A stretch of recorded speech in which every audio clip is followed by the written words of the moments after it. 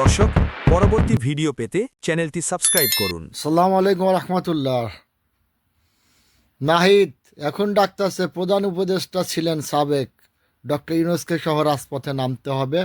আলী রিয়াজ এবং তার টিম, আসিফ নজরুল সহ যতগুলো উপদেষ্টা ছিলেন সবাইকে রাস্তায় নামতে হবে, কারণ তারা যে সংস্কার করেছিলেন সে সংস্কার বাস্তবায়নের ক্ষেত্রে। কেন নাহিদ, আসিফ, মাহফুজ, কেন তখন রাষ্ট্রের পক্ষ থেকে যে তাদের বিপ্লবকে নিয়ে ইনিয়ে বিনিয়ে মিনমিন মিনমিন করে ধুলেসাৎ করার যে চক্রান্ত চলতেছিল, তখন তুই ছিলি পাওয়ারে, ছিলি না তুই? আসিফ মাহমুদ, মাহফুজ, ডক্টর ইউনূস যাকে মাস্টার মাইন্ড বানায় দিল জাতিসংঘে নিয়ে, তখন কই ছিল তাদের মুখ? কোথায় ছিল তাদের মুখ? তাদেরকে বারবার বলতেছিলাম পলিটিশিয়ানদের টুটি টেনে ধর, পলিটিশিয়ানদেরকে আন্ডার কন্ট্রোলে নিয়ে আয়, একটা জাতীয়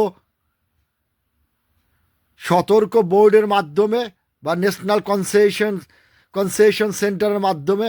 বলছিলাম বারবার, আমরা বলেছি, হান্নান মাসুদ ছেলেটা সে নিজে বলেছে, তামিল মিল্লাতে মাদ্রাসা ছাত্র। শুনছস তাদের কথা? যখন ওয়াকারুজ্জামান নো ইফ বাট বলল, তারপরেও তোরা ওয়াকারুজ্জামানকে কিভাবে ক্ষমতায় রাখলি?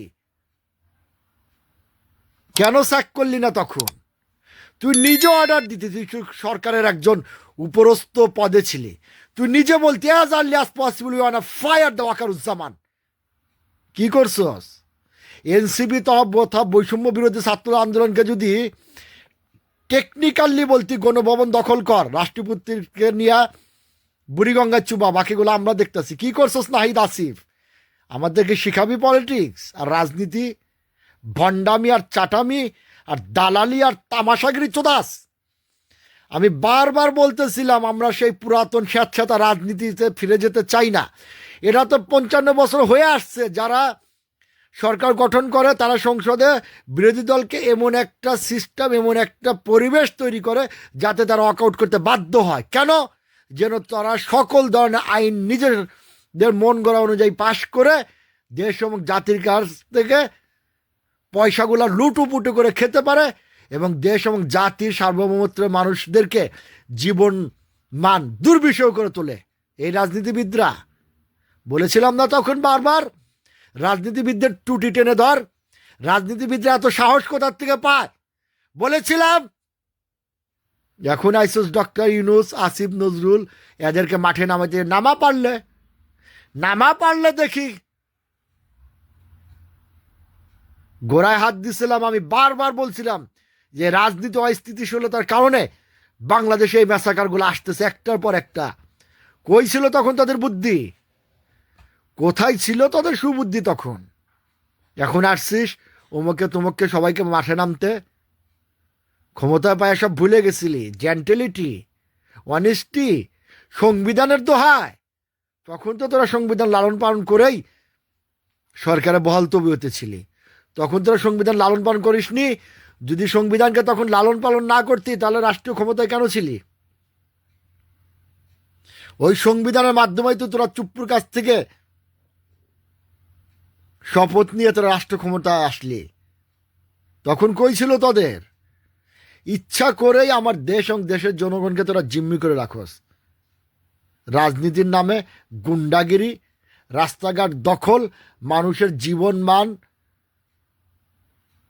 জীবনযাত্রাকে তোরা ব্যাহত করস।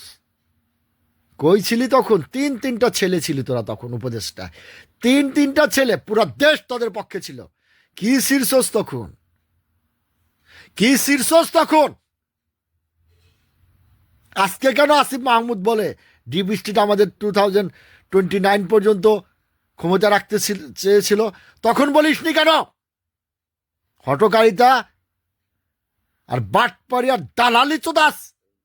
ক্ষমতায় গেলে একটা আজব চিড়িয়া, যেই লঙ্কা যায় সেই হনুমান বনে যায়, মুখে কুলুপ না বসে থাকে।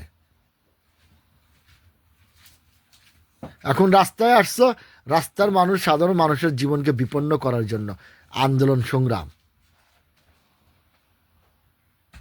এগুলো ভণ্ডামি না, হঠকারিতা না? আর কয়জন প্রাণ চাও তোমাদের? আর কতজন মানুষের প্রাণ জীবন চাও তোমরা রাজনীতির নামে সমস্ত ফাইজলামির মাধ্যমে?